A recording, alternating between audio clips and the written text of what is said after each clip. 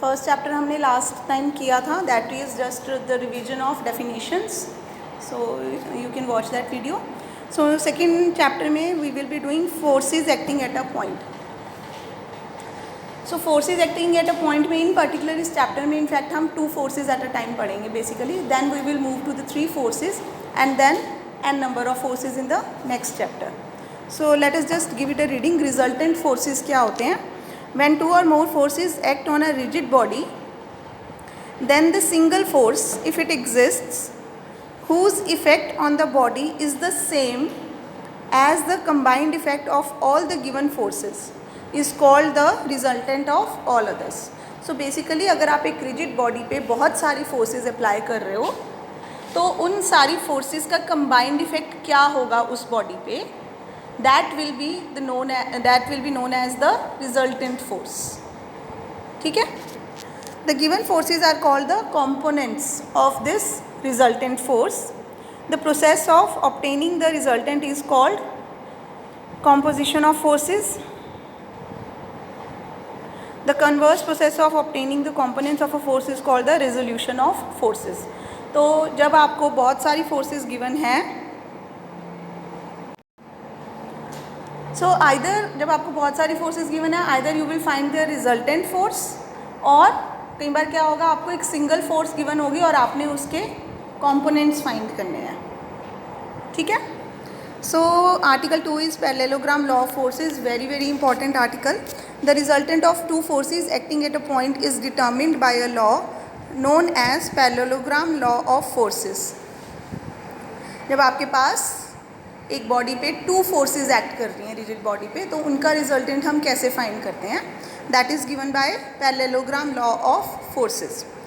If 2 forces acting at a point be represented in magnitude and direction by the 2 adjacent sides of a parallelogram through the point of application, their resultant will be completely represented by the diagonal of the parallelogram through that point. समझ आया?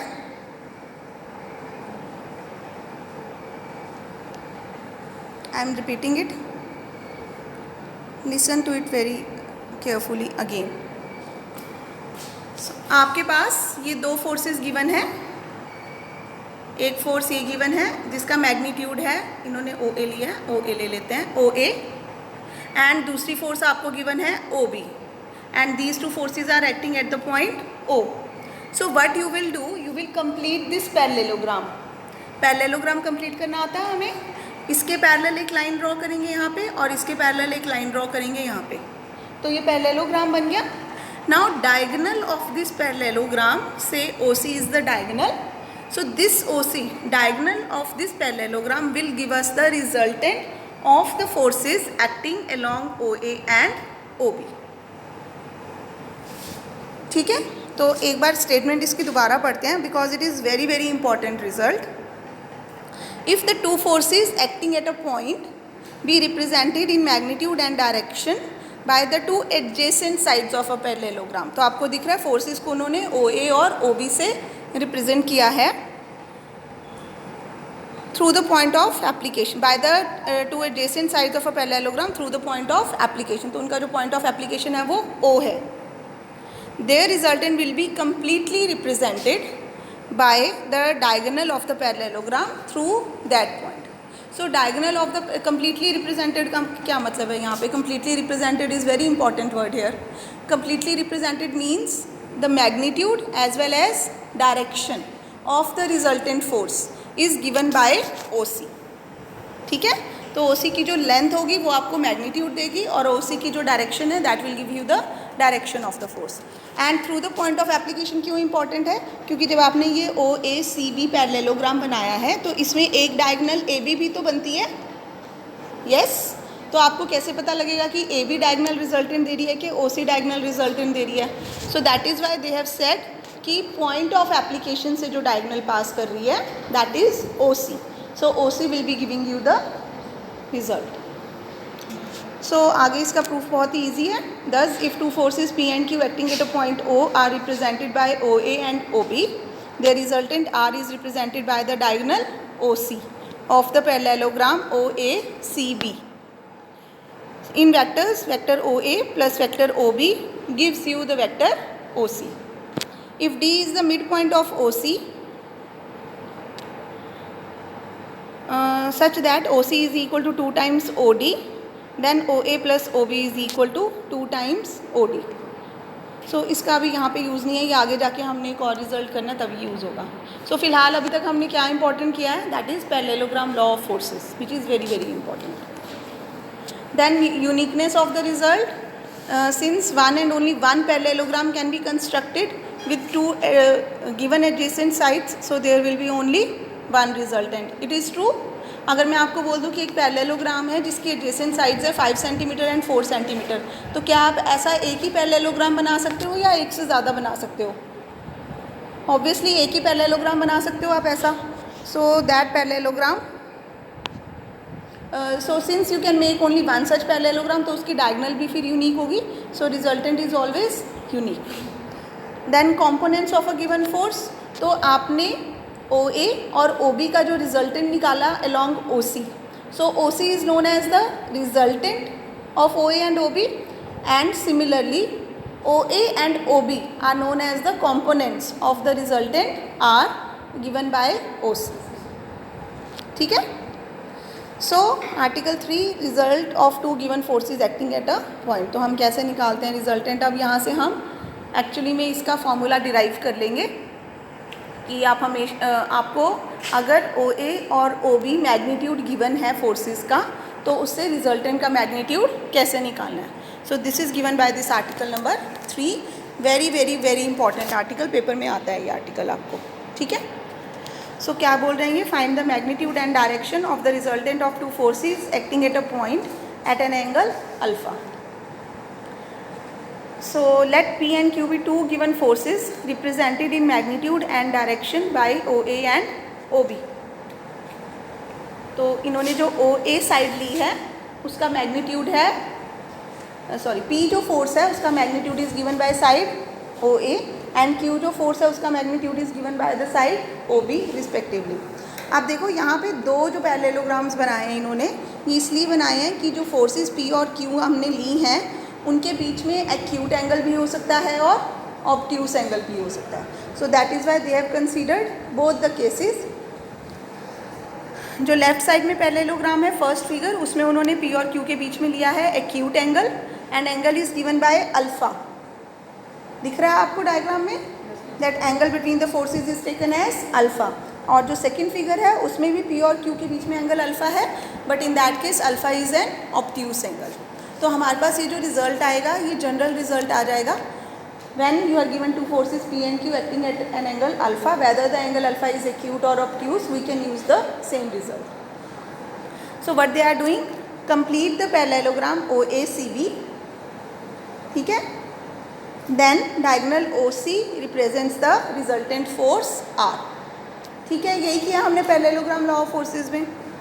So draw CD perpendicular OA produced if necessary. तो आप देख रहे हो इन्होंने ये CD draw किया perpendicular to OA, produced if necessary इसलिए बोला है क्योंकि ये जो फर्स्ट फिगर है इसमें OA जो था वो मीट नहीं कर रहा CD के साथ, तो हमें OA को प्रोड्यूस करना पड़ा है to meet with CD. Is that okay? Since AC is equal and parallel to OB, बोलो AC is equal and parallel to OB. क्या ये ठीक है या गलत है? AC साइड दिख रही है आपको पैरेललोग्राम में, OB साइड दिख रही है पैरेललोग्राम में, they are equal and parallel, तो इक्वल होंगे ना पैरेललोग्राम में. So since AC is equal and parallel to OB, therefore it will represent the force Q. यानी कि हमने जो OB से फोर्स Q को रिप्रेजेंट किया था, तो हम फोर्स Q को AC से भी रिप्रेजेंट कर सकते हैं. Now angle AOB is alpha, hence angle CAD is also alpha. ठीक है. पैरेललोग्राम की प्रॉपर्टी है ये. Okay, they are saying angle CAD is alpha, and जो सेकेंड फिगर है उसमें angle CAD will be 180 minus alpha. ठीक है. इन फिगर 1 फर्स्ट फिगर में देखो, अब आप OD दिख रहा है,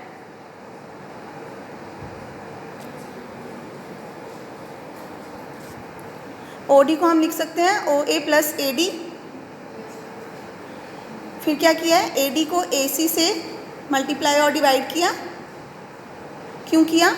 क्योंकि AD ओवर AC, देखो ट्राइंगल ADC में दिख रहा है, ट्राइंगल ADC, ट्राइंगल ADC में AD ओवर AC आपका परपेंडिकुलर ओवर हाइपोटेन्यूज बन रहा है ना, तो ये क्या बन जाएगा, cos alpha, oh sorry AD is base over hypotenuse बन रहा है, so base over hypotenuse is cos alpha, so OD is equal to P plus Q cos alpha.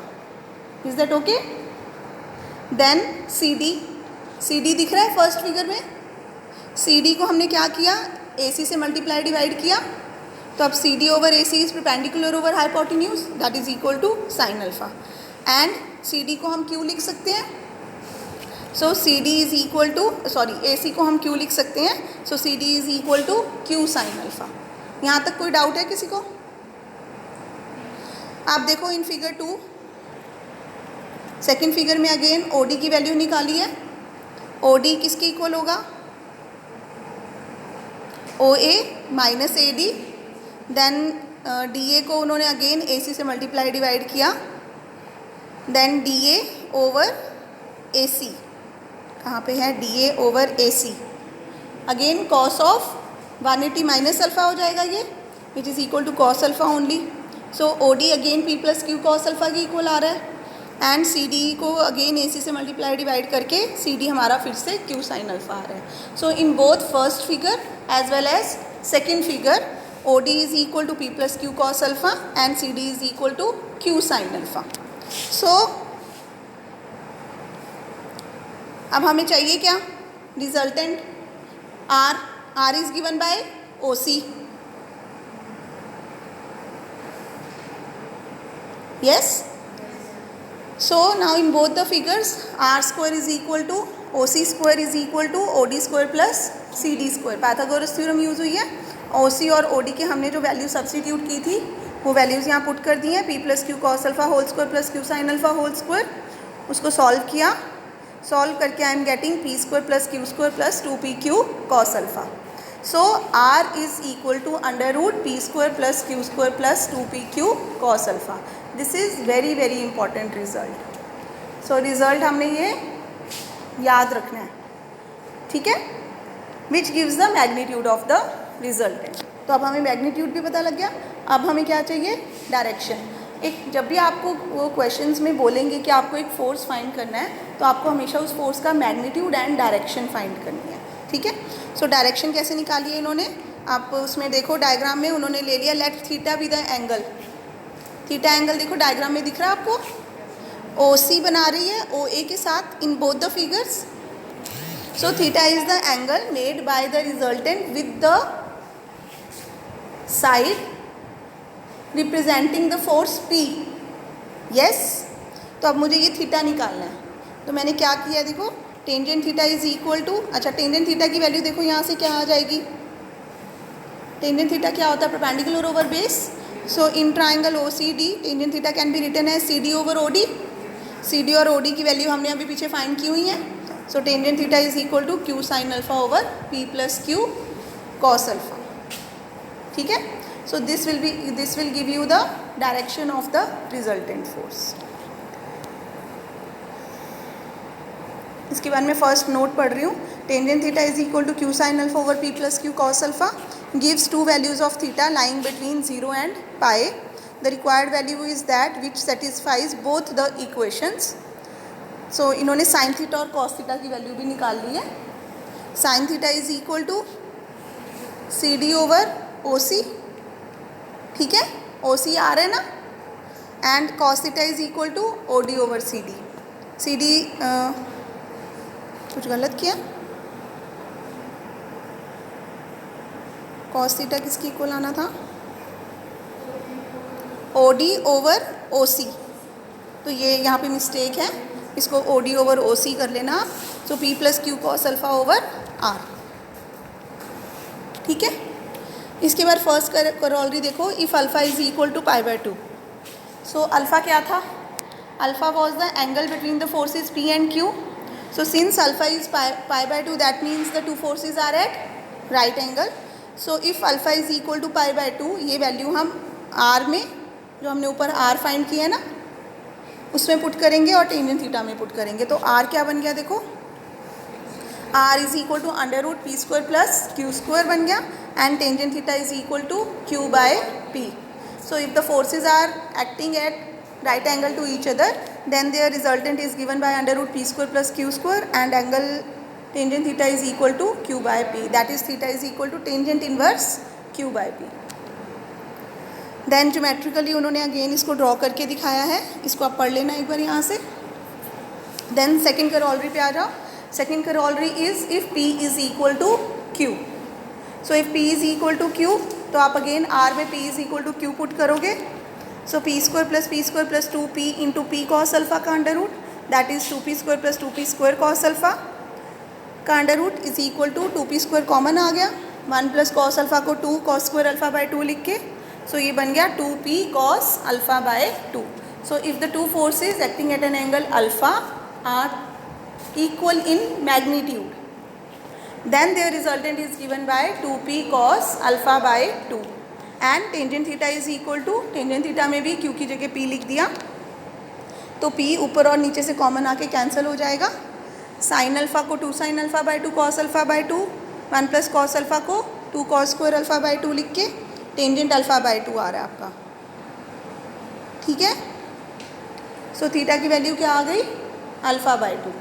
So therefore the resultant of two forces equal in magnitude p, each acting at an angle alpha to each other is 2p cos alpha by 2 and acts along the bisector of the angle between them.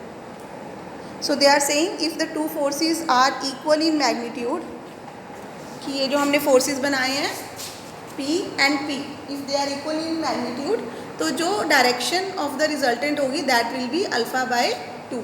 So it will be the angle bisector. ठीक है. इसके बाद आते हैं हम next corollary 3 पे, maximum resultant. सो अब हमने देखना है रिजल्टेंट मैक्सिमम कब होगा. हमारे पास है R square is equal to P square plus 2p Q cos alpha. So यहाँ पे cos alpha, R is maximum when cos alpha is maximum, और कॉस अल्फ़ा की मैक्सिमम वैल्यू क्या होती है? 1. सो कॉस अल्फ़ा को जब हम 1 पुट कर देंगे, that means alpha is equal to 0. Yes. So cos alpha को 1 पुट करने से आर स्क्वायर क्या बन गया? P square plus Q square plus 2p Q into, ये -1 इन्होंने गलती से लिखा हुआ है, यहाँ पे +1 आएगा. ठीक है. सो ये बन गया p प्लस क्यू की होल स्क्वायर. सो रिजल्टेंट क्या बन गया? p plus Q. So again you have to remember the resultant of two forces acting at a point is maximum when they act in the same direction and is equal to their sum. Yes or no? So अब यहाँ पे अगर आप theta देखोगे तो theta क्या आएगा?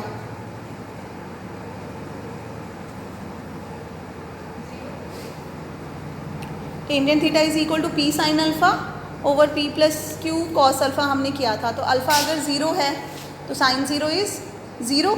सो tangent theta is 0, that means theta is 0. So अब एक मिनट अपने आप ये एज्यूम करो कि अगर आप टू फोर्सेस ले रहे हो and both the forces are acting along the same direction, p भी इधर अप्लाई किया आपने and q is also along this line only, तभी इन दोनों के बीच में एंगल 0 होगा ना. So this is the case when you will be getting the maximum resultant. Resultant is given by p plus q and resultant will also act along the same direction, same line of action. Yes or no? ठीक है. सो वैसे भी देखो, आपने कोई चीज़ अगर push करनी है तो आप क्या करोगे? अगर आप 3 फ्रेंड्स हो, आप तीनों उसको उस डायरेक्शन में फोर्स लगाओगे जिस डायरेक्शन में आप पुश करना चाहते हो, and hence the resultant of the forces will be maximum and you will achieve your goal. ठीक है। सिमिलरली अगर आप किसी चीज़ को पुल करना चाहते हो तो आप तीनों पुल की डायरेक्शन में, यानी कि आप तीनों का जो फोर्स लग रहा है that is along the same line of action and hence the resultant is along the same line of action only, and this is the way to get the maximum resultant from the, अभी हम two forces की बात कर रहे हैं, so this is the way to get maximum resultant from two forces. अब हमने next corollary में देखना है minimum resultant. So resultant minimum कब होगा? जब कॉस अल्फा मिनिमम होगा। कॉस अल्फा की मिनिमम वैल्यू क्या होती है? -1। -1 कब होता है?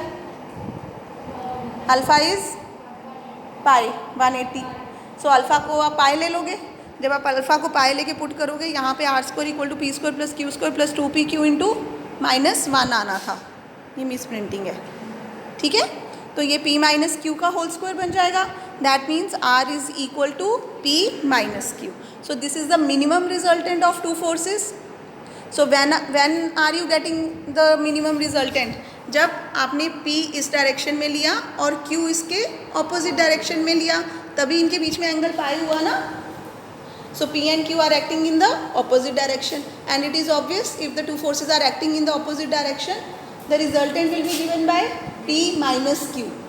जो आपका रिजल्टेंट होगा देखने में वो टुवर्ड्स द ग्रेटर फोर्स होगा। सो यहाँ पे देखो मैंने P को बड़ा ले लिया थोड़ा Q से, तो आपका resultant will be along the direction of P and it will be given by P minus Q। तो P माइनस Q का मैग्नीट्यूड तो बहुत छोटा है। So minimum resultant is P minus Q when the forces are acting at angle pi। और जब आपने alpha को पाई लिया, आप टेंजेंट थीटा में भी ये वाला जो टेंजेंट थीटा वाला फॉर्मूला इसमें भी अल्फ़ा को पाई पुट करके देखो, तो साइन पाई क्या होता है? 0 होता है अगेन। तो इसका मतलब आपका जो रिजल्टेंट है वो P फोर्स के साथ एंगल 0 बना है, ठीक है। और P फोर्स आपने इधर लिया।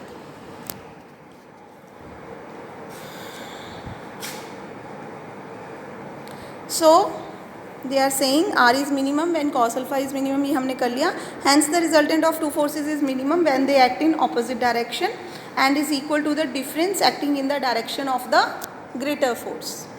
Then corollary 5, if P is greater than Q, ध्यान से देखो corollary, if P is greater than Q, उन्होंने क्या किया? Q cos alpha को ऐड कर दिया on both sides. So P plus Q cos alpha is greater than Q plus Q cos alpha and then Q sine alpha से divide कर दिया, ठीक है। तो क्योंकि Q साइन अल्फ़ा पॉजिटिव है, 1/Q साइन अल्फ़ा भी पॉजिटिव होगा, तो इनइक्वालिटीज़ हमारी सेम रहेंगी Q साइन अल्फ़ा से डिवाइड करने के बाद।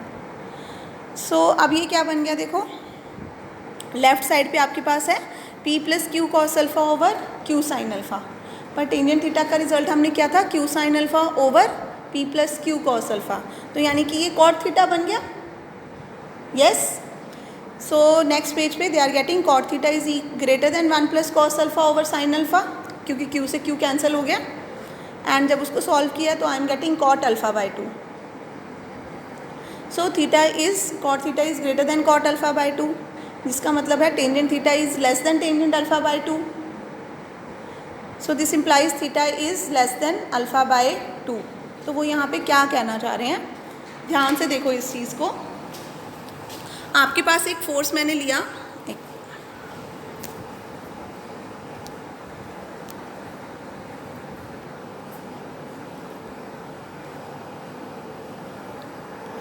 जब मैंने फोर्स लिया तो मैंने P का मैग्नीट्यूड बढ़ा लिया है। हमने वहाँ पे एज्यूम किया है ना P is greater than Q, और Q का मैग्नीट्यूड मैंने लिया है छोटा, ठीक है। P का मैग्नीट्यूड बड़ा और Q का छोटा, तो हमारे पास जो इन्फरेंस आ रही है वो क्या आ रही है? Theta is less than alpha by 2। So alpha ये पूरा एंगल था, अल्फ़ा बाई 2 इसका एंगल बाइसेक्टर हो जाएगा। So theta is less than alpha by 2 का मतलब क्या है? कि जो रिजल्टेंट है वो अल्फ़ा बाई 2 के नीचे होगा, यही मतलब हुआ ना।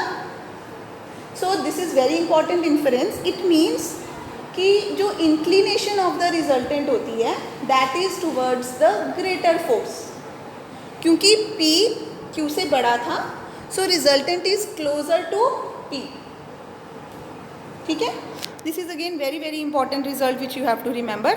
सो therefore the direction of the resultant of two concurrent forces always incline more towards the greater force. ठीक है. सो इसके बाद आते हैं हमारे पास एग्जाम्पल्स. सो आई गेस आज के लिए अभी हम इतना ही करते हैं. Examples we will discuss in the next lecture.